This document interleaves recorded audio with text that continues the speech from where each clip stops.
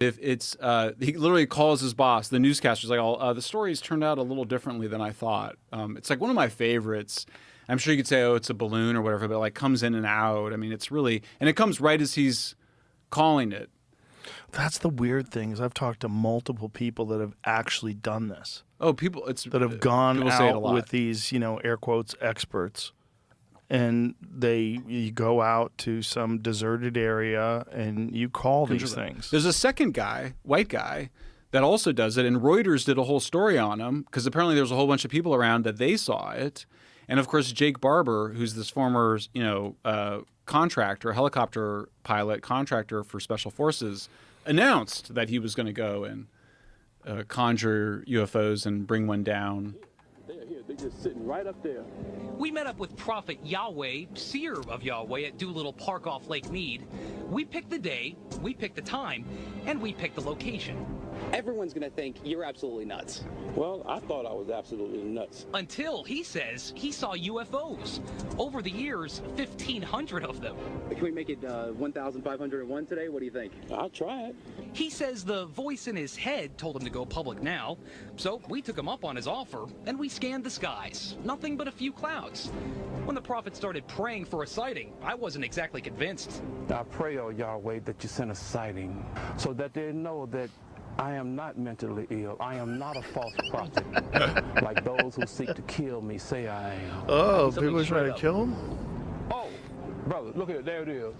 You can barely see it, a white speck. Then another sighting. There it is. I got it. Photojournalist Jonathan Hawkins locks in on it. Let's take a closer look here. It's an orange sphere that appeared out of nowhere. I call the boss with an unexpected change in my story. I can see it clear as day. In fact, it's bright. I can't believe this. It's moving pretty fast. It's going to Nellis Air Force Base. It wants to be seen. We called Nellis to see what these things might be. Guess what? They didn't call us back. But this thing started coming back toward us. It's coming toward us now, I think. What? See, it's coming up toward us. Whoa, man!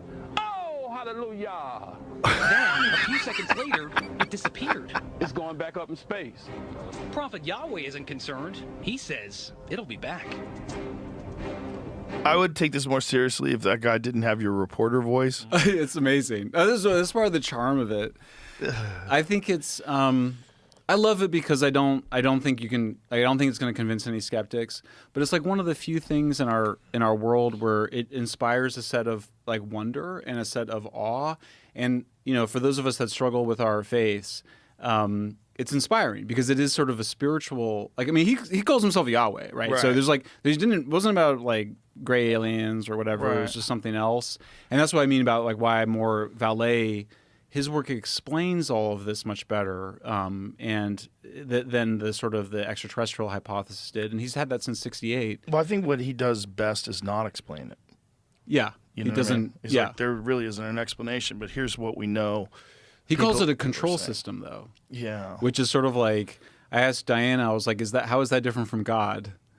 Because he's sort of a control system that is his view is that there's a control system that's evolving human consciousness, and it will manifest different things in relation with humans over time. And so he looks at the apparition, the Maria or Saint Mary apparitions in Spain, and the airships of the late 19th century, where people saw these things that look like the Zeppelins, even though they hadn't been invented yet.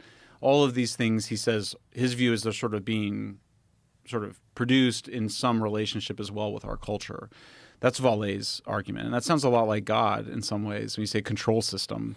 Right. What does that mean? Like, is it a higher life form that is monitoring us? Like that's the secular version of religion for a lot of these people that are really interested in aliens.